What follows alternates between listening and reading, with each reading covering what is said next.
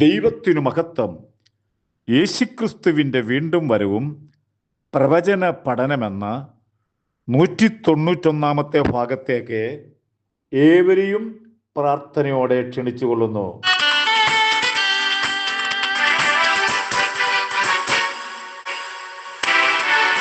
എന്റെ ബലമായ കർത്തനൻ ശരണമതാകയാൽ പാടിടും ഞാൻ ഉലകിൽ. ഏറ്റവും ഉറപ്പുള്ള മറവിടമാണെനിക്കെൻ പ്രിയൻ, ചാരിടും ഞാൻ അവനിൽ. ഏറ്റവും ഉറപ്പുള്ള മറവിടമാണെനിക്കെൻ പ്രിയൻ, ചാരിടും ഞാൻ അവനിൽ. ഹല്ലേലൂയ ഗീതം പാടിടും ഞാൻ എൻ്റെ. ശലോമോന്റെ ആലയം പണിയിൽ അവിശ്വസ്തത വന്നു കയറി. 1 രാജാക്കന്മാരുടെ പുസ്തകം 9-ാം അധ്യായം 10-ാമത്തെ വാക്യം. ശലോമോൻ ആലയം, ഭവനം എന്നിവ രണ്ടും 20 വർഷം കൊണ്ട് പണിതു തീർത്തു. 1 രാജാക്കന്മാരുടെ പുസ്തകം 6-ാം അധ്യായം 37-ാമത്തെ വാക്യം. അങ്ങനെ 7 വർഷം കൊണ്ട് ആലയം പണിതു. എന്നാൽ അരമനയുടെ പണിക്ക് താൻ 13 വർഷം എടുത്തു.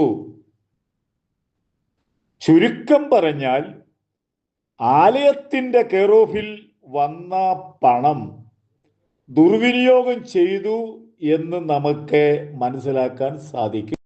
നമ്മുടെ നാട്ടിൽ പറയുന്നൊരു ഭാഷയുണ്ട്, വകമാറ്റി ചിലവാക്കി.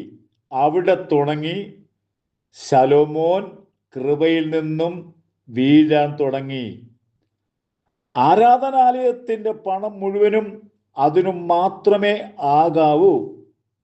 ചില സ്ഥലങ്ങളിൽ ആരാധനാലയം പണിഞ്ഞു കഴിയുമ്പോൾ പ്രശ്നങ്ങൾ ഉണ്ടായിട്ടുണ്ട്. കാരണം കണക്കിൽ പല വശവിശ നടന്നിട്ടുണ്ട്. അത് വളരെ ശ്രദ്ധിക്കണം. ആലയം പണിയുടെ കെറൂബിൽ ആലയത്തിനു മാത്രമേ എടുക്കാൻ പാടുള്ളൂ. തൻ്റെ ഒരു വലിയ സ്നേഹിതനായിരുന്നു സോർ രാജാവായിരുന്ന ഹീരാം. അദ്ദേഹത്തിൽ നിന്നും അമിതമായി കടമെടുത്തിരുന്നു. മടക്കി കൊടുക്കുവാൻ നിവൃത്തിയില്ലാതെ വന്നപ്പോൾ താൻ ചെയ്തത് ഗലീല ദേശത്തെ 20 പട്ടണം ഹീരാമിന് കൊടുത്തു. അവിടെയല്ലേ അവിശ്വസ്തത? അബ്രഹാമിനോടും മോശയോടും ദൈവം വാഗ്ദത്തം ചെയ്ത ഭൂമിയുടെ നല്ലൊരു ഭാഗം വിൽക്കാൻ തീരുമാനിച്ചു. ഇത് തൻ്റെ വകയല്ല എന്ന് അദ്ദേഹം മനസ്സിലാക്കണമായിരുന്നു. പിന്നെ താൻ എന്ത് ചെയ്താലും ആരും ചോദിക്കേല എന്നുള്ള ചിന്തയായിരുന്നു. ദൈവം ഹീരാമിനോട് ഇടപെട്ട് കാണും. 1 രാജ 9:12 അവിടെ പറയുന്നത്, അവനെ ബോധിച്ചില്ല, ആ ദൈവം ഇടപെട്ടു. നീ എനിക്കെന്ന് പട്ടണം എന്ത് എന്ന് പറഞ്ഞു. എന്നാൽ അടുത്ത നമ്മൾ നോക്കുമ്പോൾ ഹീരാമിനെ 120 താലന്ത് പൊന്ന് കൊടുത്തു വിട്ടു. ഇത് എവിടുന്നാണ് 120 താലന്ത് പൊന്നെന്ന് പറയുന്നത്?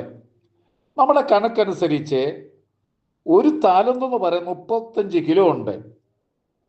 4200 കിലോ പൊന്ന് ഇത് കയ്യിൽ വെച്ചിട്ടാണ് താൻ ഈ പട്ടണങ്ങളെ, ഗലീലയിലെ പട്ടണങ്ങൾ വിൽക്കാൻ നോക്കിയത് എന്നുള്ള കാര്യം കൂടെ നമ്മൾ ചിന്തിക്കുകയാണ്.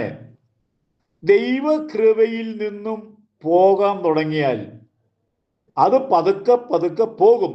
നമ്മൾ ഒരു കാര്യം മനസ്സിലാക്കണം, ദൈവാലയം പണിതത് 7 വർഷം, എന്നാൽ തൻ്റെ അരമന പണിതത് 13 വർഷം.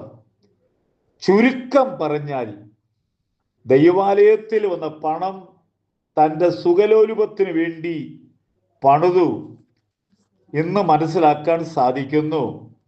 എന്നാൽ ഈ അരമനകളിലൊക്കെ ആളുകളെ നിറയ്ക്കുന്നതിന് വേണ്ടി താൻ അന്യജാതികളിൽ നിന്നും ഭാര്യമാരെ സ്വീകരിച്ചു. അതൊരു വലിയ മഹാപാപമാണെന്ന് ശലോമോന് മനസ്സിലായി കാണുമോ ഇല്ലയോ എന്ന് അറിയുന്നില്ല. ശലോമോൻ വലിയ ജ്ഞാനിയായിരുന്നെങ്കിലും പല കാര്യങ്ങളിൽ പരാജയപ്പെട്ടു പോയി. നാം ഇതൊരു ഗുണമായിട്ട് നമ്മൾ ചിന്തിക്കണം. നമ്മുടെ ജീവിതത്തിൽ വരുന്നതെല്ലാം ദൈവഹിതമാണെന്ന് വിചാരിക്കരുത്. ദൈവനാമത്തിന് വേണ്ടി നമ്മെ ഏൽപ്പിച്ചിരിക്കുന്ന പണം അത് സത്യസന്ധമായി വിശ്വസ്തയോടെ ചെയ്യണം എന്നുള്ള ഒരു കാര്യം കൂടെ ഞാൻ ഓർപ്പിച്ചുകൊള്ളു. ഈ സന്ദേശത്തിൽ എനിക്ക് പറയാനുള്ളത്, ആരാധനാലയത്തിൽ വരുന്ന പണം വകമാറ്റി ചിലവാക്കാൻ നമ്മൾ ശ്രമിക്കരുതേ. പിന്നെ ദൈവഹിതമില്ലാത്ത പണിയും നാം ചെയ്യാതിരിക്കുവാൻ വളരെ ശ്രദ്ധയോടെ ആയിരിക്കുക. എന്നെ കേൾക്കുന്ന പ്രിയപ്പെട്ടവരെ, എൻ്റെ ക്ലാസ്സിലെ ഏറ്റവും പ്രധാനമായ കാര്യം നമ്മുടെ കർത്താവിൻ്റെ വരവാണ്. നാം അതിനു വേണ്ടി പ്രാർത്ഥിക്കുക. രണ്ടാമത് എനിക്ക് പറയാനുള്ളത്, നമ്മുടെ ഇടയിൽ വലിയൊരു ഉണർവുണ്ടാകണം. വലിയ ഉണർവുണ്ടായാൽ മാത്രമേ നമുക്ക് ലോകത്തിൽ എന്തെങ്കിലും ചെയ്യാൻ പറ്റുകയുള്ളൂ. നമ്മുടെ ഇടയിൽ ഒരു വലിയ ഉണർവുണ്ടാകാൻ വേണ്ടി പ്രാർത്ഥിക്കുക. ആയിരങ്ങൾ പ്രാർത്ഥിക്കുക, നമ്മുടെ രാജ്യത്തിനോട് പ്രാർത്ഥിക്കുക എന്ന ആഹ്വാനത്തോടെ എൻ്റെ ചെറിയ സന്ദേശം ഞാനിവിടെ അവസാനിപ്പിക്കുന്നു.